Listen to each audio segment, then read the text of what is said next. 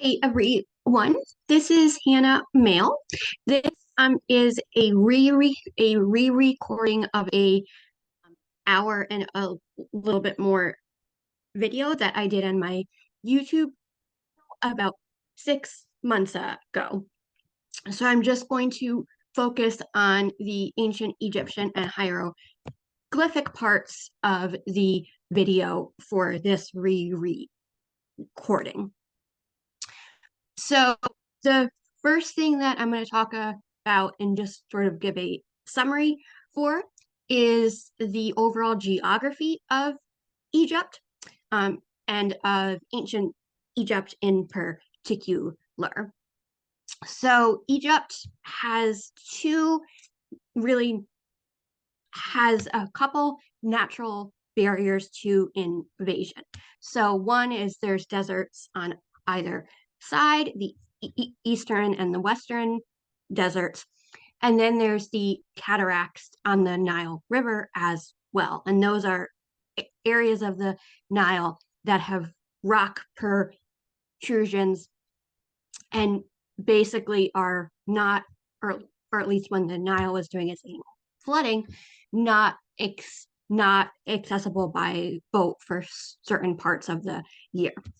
So those two barriers largely prevented Egypt from experiencing large scale army level invasions for a good chunk of its history, unlike, for instance, the Fertile Crescent area that was a lot more flat and a lot more vulnerable to large armies and large groups of men or people that could be armed going back and forth. That is not to say that these cataracts and the desert on either side made Egypt completely sealed off from everything, because throughout Egypt's history, we do get nomadic peoples that, because of their nomadic lifestyle and their pastoral economy, are able to move back and forth in those desert areas. And so when Egypt is a strong centralized state, they are more able to sort of keep a tight lid and watch on the activity of those different groups through forts and checkpoints and things like that. And then in the intermediate periods, when that centralized state authority falls apart, that watchfulness and that control over those groups is lessened. And so those different nomadic groups are able to move more freely in and out of Egypt. One of the other things that you see in Pharaonic culture for most of its 3,000 plus year history is this duality. So you have the arid desert that are usually considered the sort of land of the dead and kind of where these spirits of the dead reside, and where life really doesn't have a chance to regrow. And then you have the lush delta as sort of the other side of the coin. And so in Egyptian iconography, you'll see that contrast come up again and again. Because of the way that the Nile River runs, Egypt is, again, in traditional iconography and sort of in traditional terminology that you find on a lot of the Egyptian monuments, is divided into Upper and Lower Egypt. And because of the way that the Nile runs, lower is actually up here and upper is down here. So this is just a Egyptian village that has been drawn to give you an idea of what the villages looked like when the Nile did its regular annual flood cycle. So you have the main Nile River in the background there, and then you have the village houses with the inhabitants kind of out and about. And then the field, so in this case, the Nile waters have come, they've receded, and now they've left the silt behind that the Egyptians used to grow their crops. And so you see the oxen and the plow that are about to do that planting part. And then the river, or the channels of the Nile that link to this village in particular. So this is two pictures of the Delta region as it is now. So you see that it's much more marshy and much more verdant and just much more lush. These two images talk about the Nile. So this is the full Nile River in blue here as it flows now. This graphic refers to the shift of the Nile over time. So from the pre-dynastic period on, with some of the prime Egyptian sites. So Giza and Saqqara in particular, they look like desert sites now that are really far away from everything. But when they were used as burial sites and pilgrimage sites to some extent, the Nile or branches of the Nile were actually much closer. And so sometimes in reconstructions of the Giza Plateau, for instance, you'll see the Nile River in the background because it was actually much closer to the site. So this is a map here of the main cataract, so where the numbers are. And so this first cataract is at the site of Aswan, and then the sixth cataract is down here in what the Egyptians called Nubia, which broadly speaking is modern day Sudan. And there's 6 major cataracts that are along the Nile River.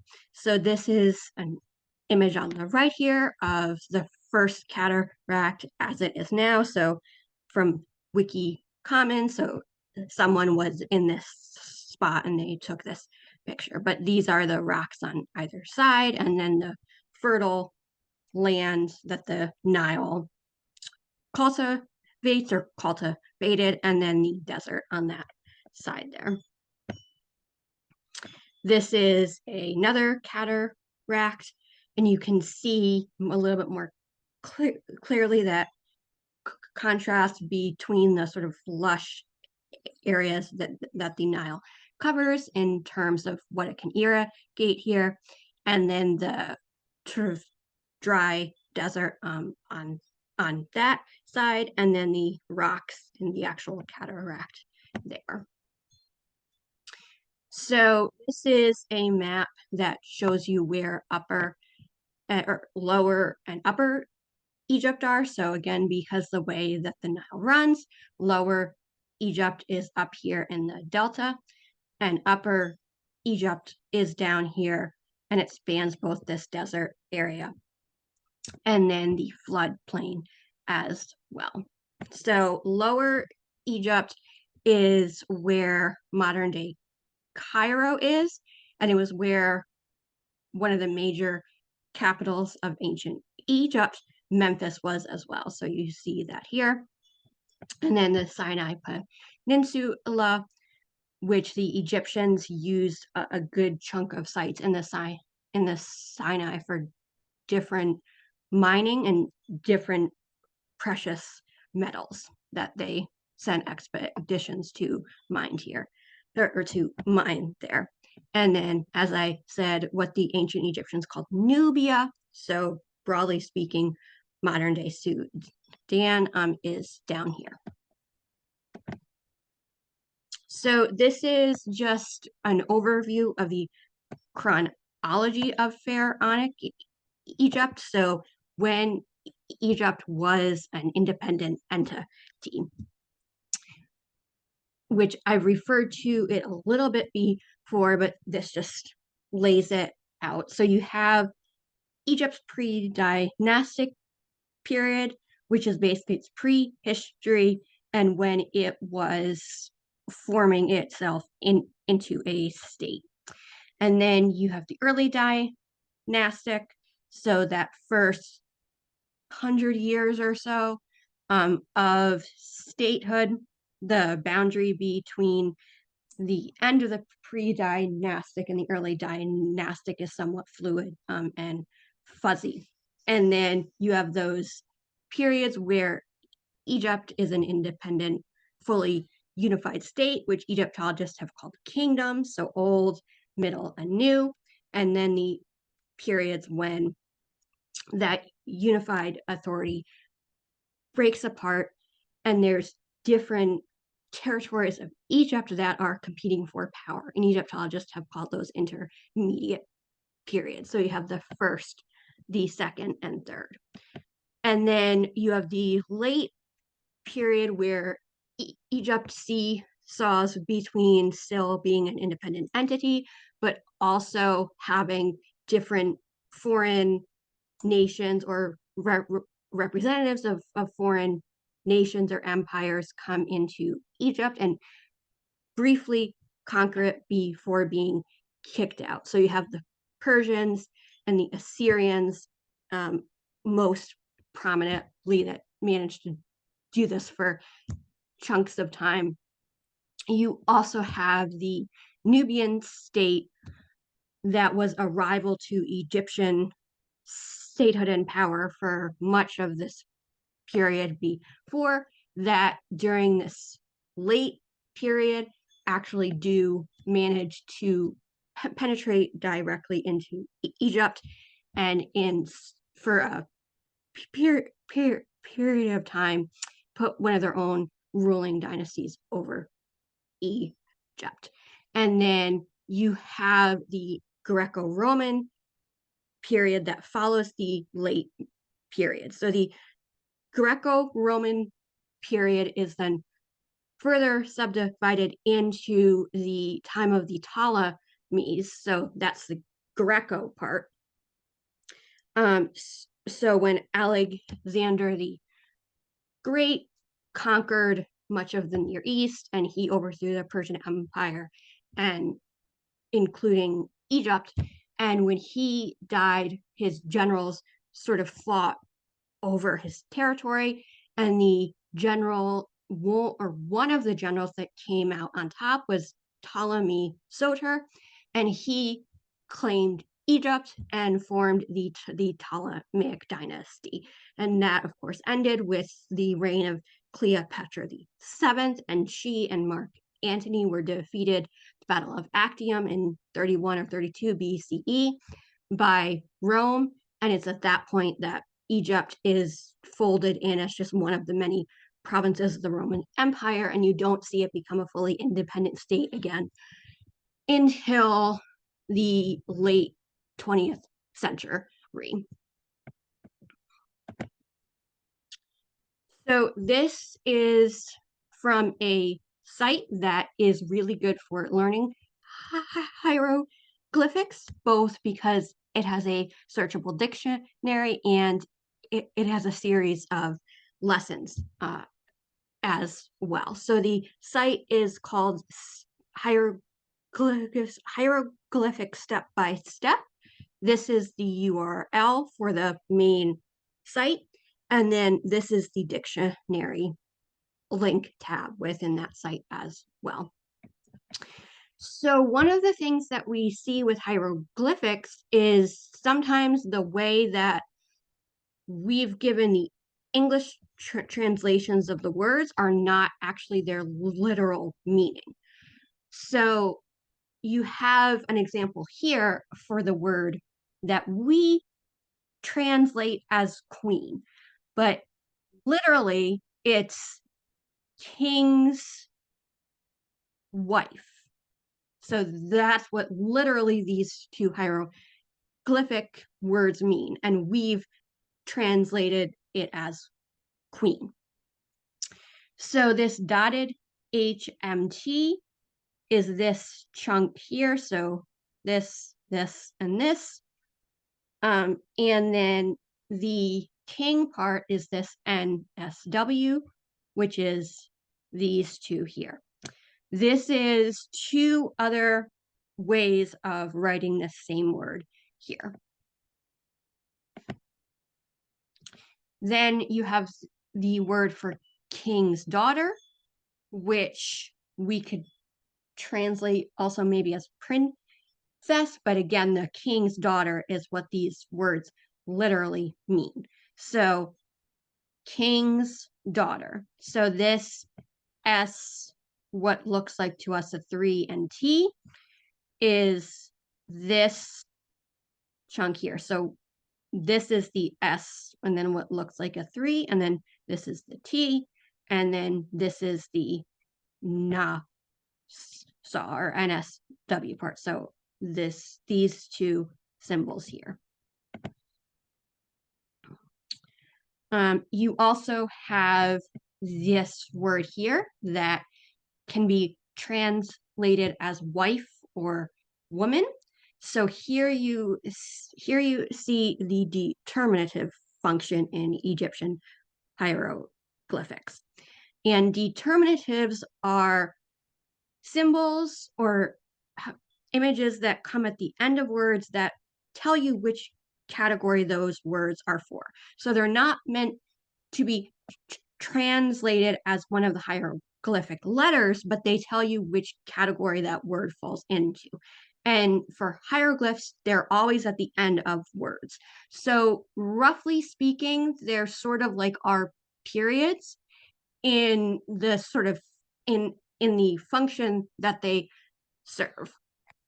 So here you have that H, or that dotted HM and then T.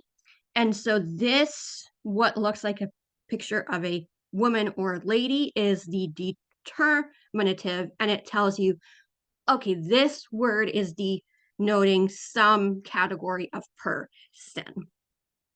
Then you have this word which literally means to or take a wife. So get married or marry in sort of our usage. So you have this, what looks like an I, which is the JR, and that's the take a part. And then this same word that we saw up here, that dotted HMT here. So again, the determinative dotted HMT. You then have this word, which is God's wife, which is a common title of queens that we see.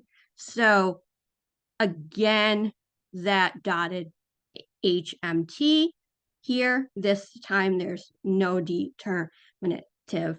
And then this N underlined TR, which is this here. So this is a trilateral, which is a hieroglyphic image that represents 3 sounds. And even though this N underlined TR is the second word, you see it first in the hieroglyphs, and that is because of something called transposition. So basically, the more important word or the more sacred word goes first in the actual hieroglyphic images set up, even though the word in the way that we write it comes second. And then we have a word that can be roughly likened to our word for divorce, but it can also be, or it's translated in terms, if you want to be more accurate to the actual hieroglyphics that form the word, as drive apart, and then in parentheses, a husband and wife, expel from, or put away. So you have this N, which is that here, which Egyptologists think was originally a unilateral, so a hieroglyph that stands for one sign or sound that represented water. And this is the most common variant of N that you'll see. And then we have this S, which has what looks like a check mark on top of it here. And that is this unilateral here. So this is the actual word, and then this is the determinative here. And then you have this word here that can be translated a few different ways. So right now, this word is in its feminine form. You can tell that because of the T. And so that's why you see the translation as priestess. But this can also be this word without the T. You'll also sometimes see translated as pure one or wab, priest, as a particular religious title. And then over here, we have the word for daughter. So S, and then what looks like a 3 to us here is this chunk, and then T, and then you see the determinative there. This is another way to write that same word with slightly different hieroglyphics. And then you see the word for king's daughter, which is a common title that you'll see in a lot of CLA and other expressions of Egyptian material culture as well. So again, this is the daughter part, and then this is the king's part of the king's daughter.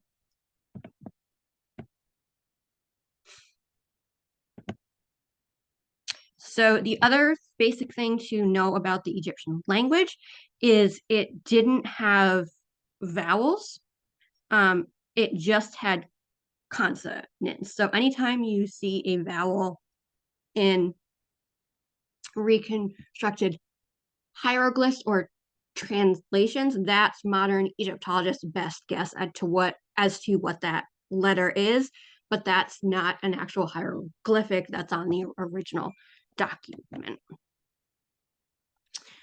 So a good chunk of the evidence that we have, particularly in its material culture forms, so stele, lays, different documents and things like that, was written by and for elite men, and women are mentioned as part of that or within those familial networks, but that document or CLA wasn't necessarily written for or commissioned just for them. So that is a limitation that Egyptologists are working with in terms of evidence that they have to hand for women's lives in ancient Egypt. So this is one of the series of letters that falls into this category. So the letters of Hakanet are the letters from a middle class-ish male farmer that lived in Middle Kingdom Egypt, and he wrote these series of letters about his estate, which have ended up in the Metropolitan Museum of Art. So that's why you see this translation, and that's where this image is from as well. And within these letters, he talks about his household and he gives directions. And so female members of his household, including or what appears to be his wife, maybe his second wife, and then his mother, come up. So that's what these chunks of translations are referring to, as some of the female relatives that are in his household that these letters refer to. And then this is one of these other HakaNet letters. So this part concerns a housemaid, a female house, I guess that's obvious, but a housemaid that seems to be causing some sort of trouble and seems to not be being nice to his wife. And her name is Sahath, or at least that's the name that he gives. And so this is the basically his action that he wants taken against this housemaid that is causing trouble, which is essentially to put her out of the house, or to fire her. So that's one of the other things that these series of letters give, is they give us a window into the dynamics of the differing ranks of women and female relatives that could be within a household, and the issues and sort of stresses that could come up within those different ranks and those different statuses. So this is from those letters again, and it's talking about basically say hi to my mom. So that's one of the clues, that for whatever reason, his mom lives within his extended household. This is also from the step-by-step hieroglyphic site, and it's from their Let's Read tab, which is a series of objects that they've put on the site that they've given you the hieroglyphic transliteration for, and then the English full translation of what that inscription says. And so this is a way for you to, once you get through the lessons, or if you learn from somewhere else, and if you want to practice your hieroglyphs on real objects and sort of test your knowledge, that Let's Read tab is a good place to start. So this is a upper obelisk of King Pepi I, so one of the later Old Kingdom rulers. And it was once either on or within the vicinity of one of either his pyramids or one of the pyramids of these women that are named. So the first thing that you have is you have one of Pepi's names. So that is Mary Ree, or Mary Ray. So the words or the actual hieroglyphs that are on this object are these chunks here. And so this is in a cartouche. So this is Mary Ray, which is again one of the names of Pepi I.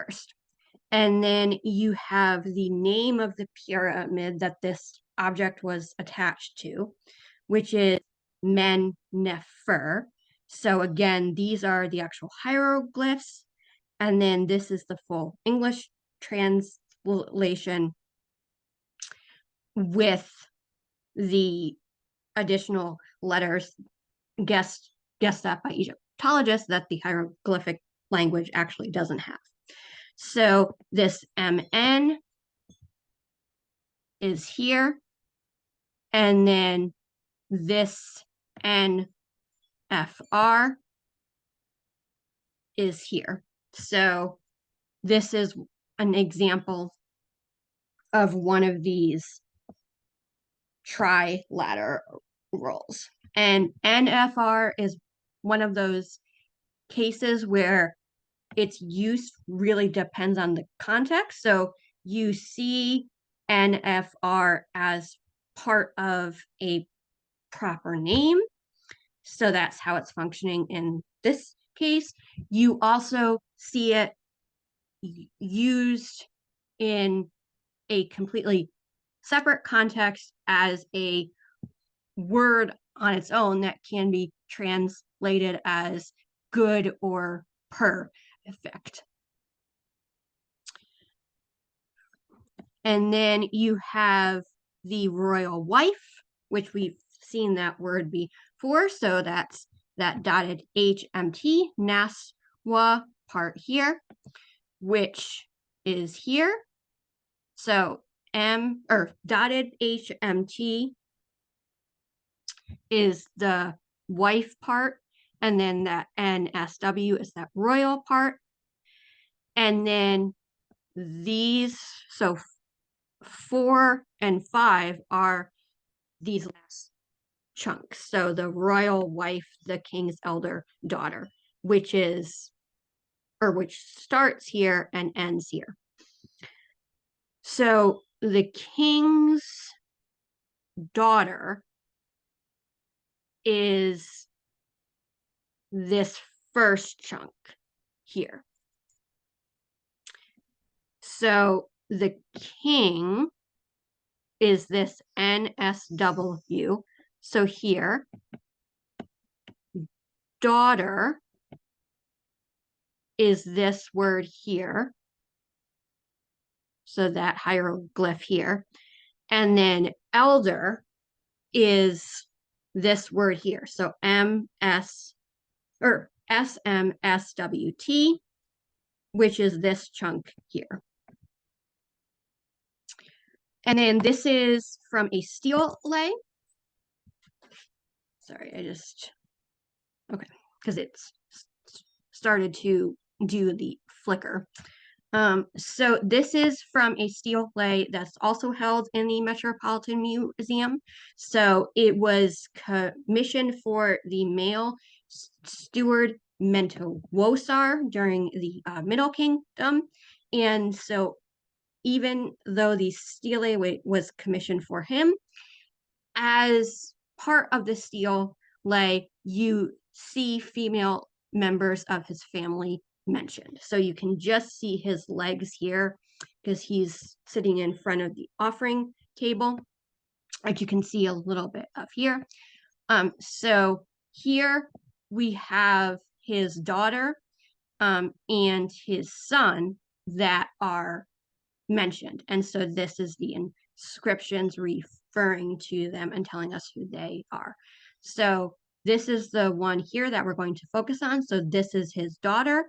And then this is basically the captions that tell you who this person is. So SA.T. So this chunk here is daughter. .F is, again, can function in a couple, or F can function a couple different ways. So in its most basic form, the F, which is the horned serpent, so this hieroglyph here, is a unilateral, so a hieroglyph that represents one sound.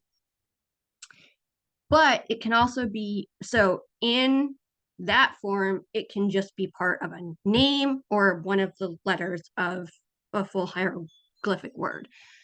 But it can also function, and you will see it have this function and crop up in this form a lot, particularly in stele, as a pronoun that can or does translate to his or him.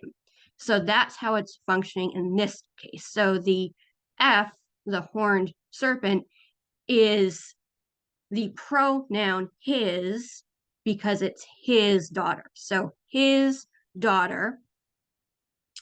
And then you have a final implied pronoun, but it's that his part is not translated again in the Metropolitan Collection object search, but it is in the full hieroglyphic captions. So you see that horned serpent F again. So his, and then beloved is this hieroglyphic here, which is this MRYT. So his beloved, his daughter,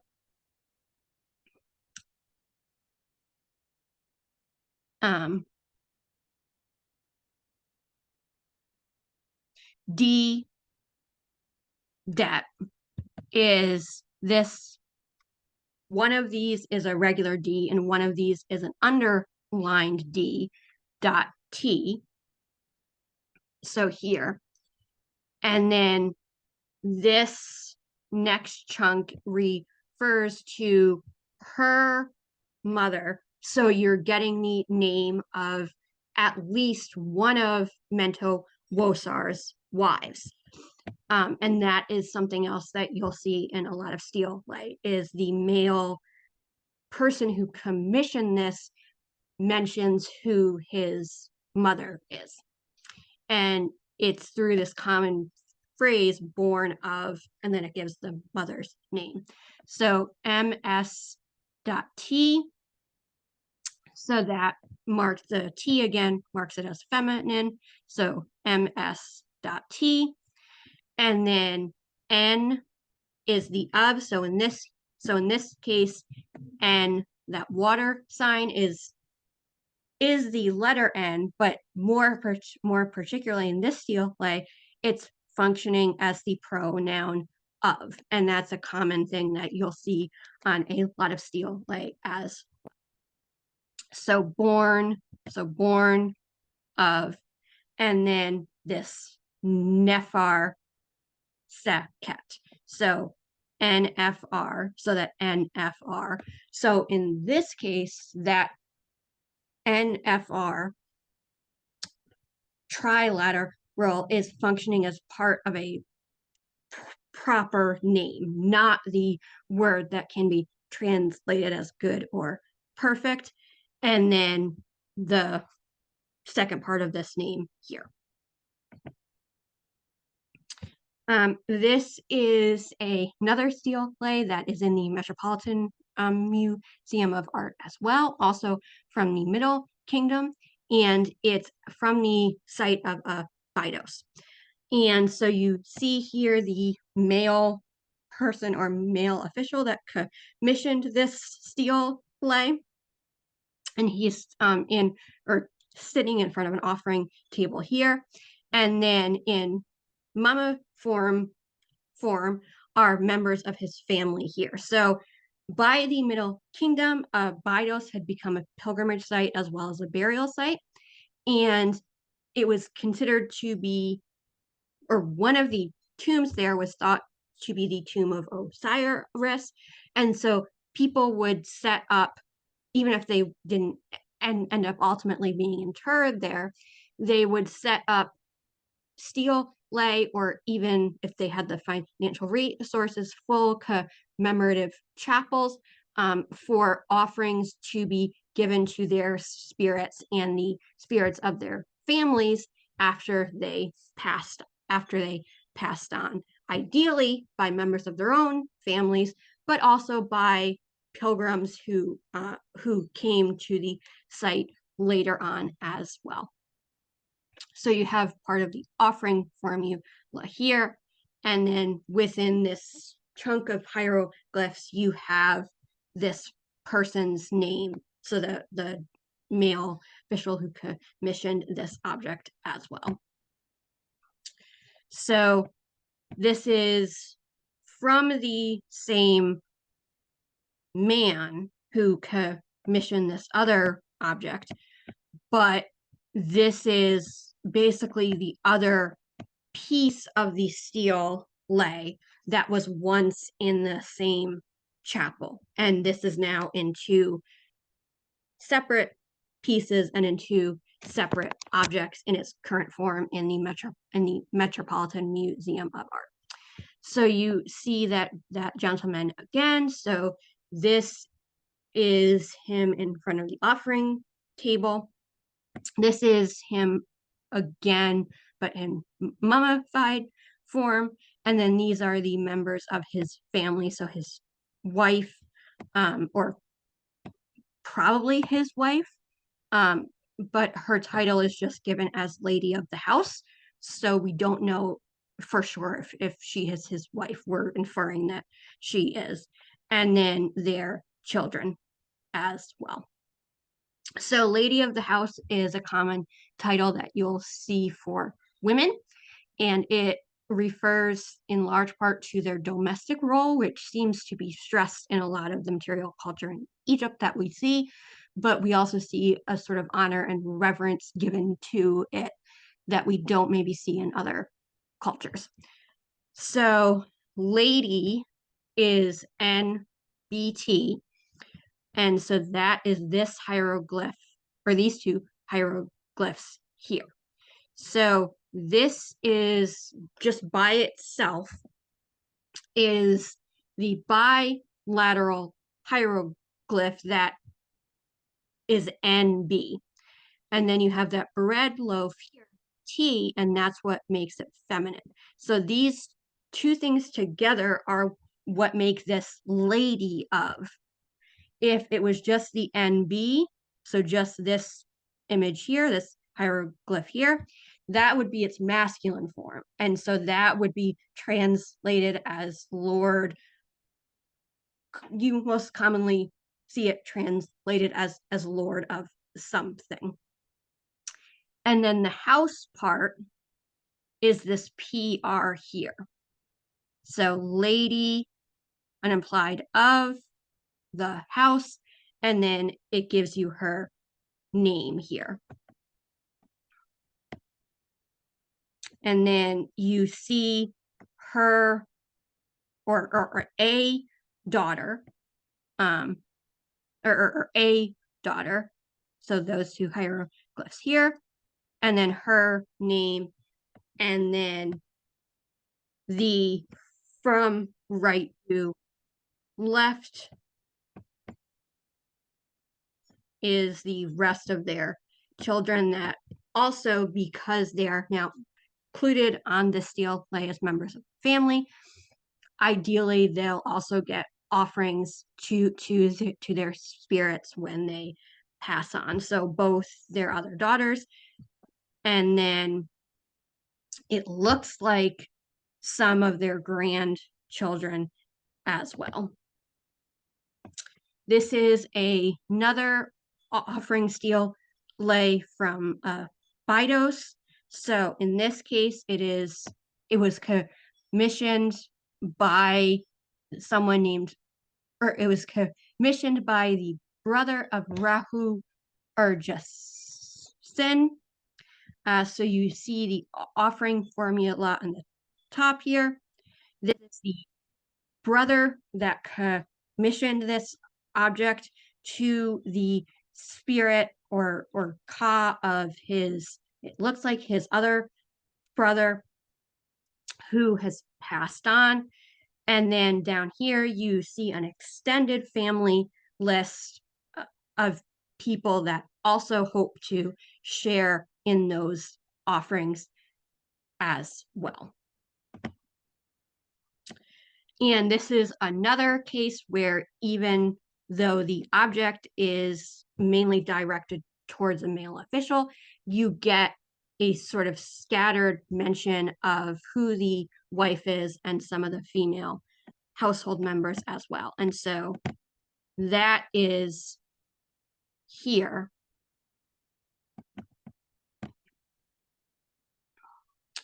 So on this last line here. So you get the name of the wife of the person, or the spirit of the person that the stele lay is to. And it looks like even the wife's mother. So this is the honored part. This is the Ippy part. Then you have that born to Mut Ankh, and then his wife Ha'ez. Sorry, I'm just gonna, because I have other tabs open, so I'm gonna try to close them to see if that helps to not make the screen do that anymore.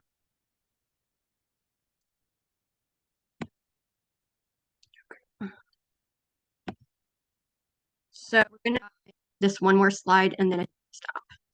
So this is a slide again from the Tomb of a Male Official, but you get through these daily life scenes, you get into the lives of women as well.